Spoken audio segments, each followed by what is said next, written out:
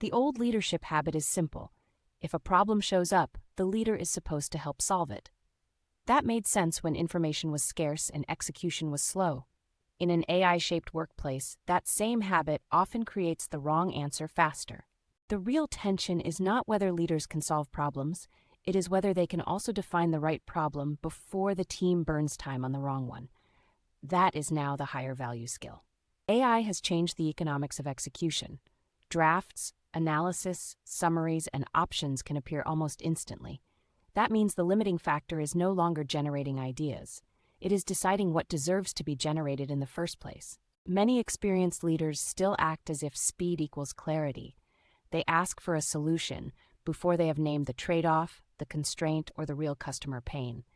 Then they wonder why the team moves quickly in the wrong direction. The deeper mental model is this. Solving is downstream of framing. If the frame is weak, every strong execution move just scales confusion. If the frame is sharp, even a modest team can produce useful work quickly. Framing means deciding what problem matters, for whom, by when, and under what constraints.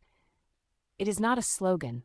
It is a set of boundaries that turns a vague complaint into something the team can actually work on. A lot of leaders skip that step because it feels slower. In reality, it is usually the fastest way to reduce rework. One good framing conversation can save 3 bad execution cycles. The first practical shift is to stop accepting problem statements that are really just symptoms. "We need a dashboard" is not a problem. "We cannot tell which customers are at risk until it is too late" is a problem. This matters more now because AI makes it easy to build the symptom. A team can generate a dashboard, a memo, or a prototype in hours. That speed can hide the fact that nobody agreed on the underlying decision the artifact is supposed to support. In meetings, the tell is obvious. Someone asks for a solution, the room starts brainstorming, and nobody asks what decision this work is meant to change. That is not collaboration. That is expensive motion. Better leaders interrupt that pattern early. They ask, "What are we trying to decide?" Or, "What would be different if this worked?" Those questions do not slow the team down. They prevent false momentum. The second shift is to frame the constraint, not just the goal. A vague goal invites a vague solution. A clear constraint forces useful judgment. Improve retention is weak. Improve retention in the first 90 days without adding headcount is usable. Experienced leaders often avoid constraints because they fear limiting creativity. In practice, constraints are what make creativity real. Without them, teams produce more options, not better ones. AI amplifies this. If you ask for ideas with no boundary, you will get a lot of plausible nonsense. If you ask for ideas within a defined customer segment, budget, and timeline, you get something you can evaluate. The third shift is to separate problem framing from solution ownership. Leaders do not need to be the best solver in the room. They need to ensure the team is solving a problem worth solving in a way that fits the business. That is a subtle but important change in status.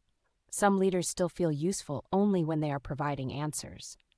But in complex environments, the most valuable move is often asking the question that improves everyone else's work. You can see the difference in delegation. Weak delegation sounds like "take this and figure it out." Strong delegation sounds like "here is the outcome, here is the constraint, here is the decision this needs to support, and here is what success looks like." That extra framing is not bureaucracy. It is the minimum viable context. In AI-heavy teams, context is what prevents people from producing polished work that misses the point. The fourth shift is in feedback. Instead of only critiquing the solution, leaders should critique the frame. Ask whether the team started from the right question, whether they assumed the right customer, or whether they optimized the wrong metric. This is where many senior leaders get trapped. They give feedback on execution quality when the real issue is problem definition quality. That leads to better polish on the wrong work. A good framing review sounds different from a status review. It asks, what assumption are we making? What would have to be true for this to matter? And what are we not seeing yet? Those questions surface blind spots early. The fifth shift is prioritization. If everything is a priority, the team is not choosing a problem. It is avoiding judgment. Framing forces leaders to say what is strategically worth attention and what can wait. AI makes this more urgent because teams can now start many things with low effort. That creates a new kind of clutter. Not lack of ideas, but too many partially started, plausibly useful projects. The leader's job is to narrow the field before the team commits. Not every interesting opportunity is a real problem. Not every customer request deserves a roadmap slot. Framing is how you protect focus without pretending scarcity has disappeared.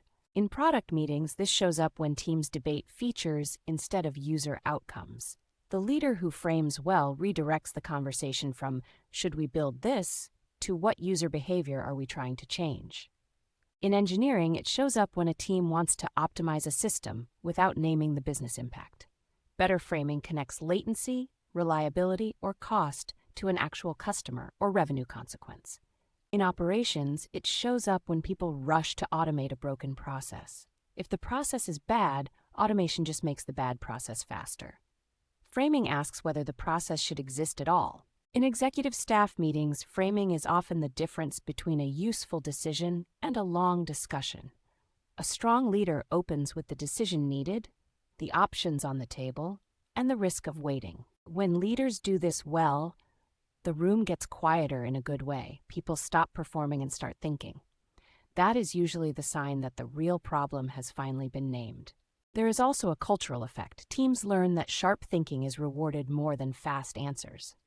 That matters in AI-shaped organizations, where the temptation is to confuse instant output with insight.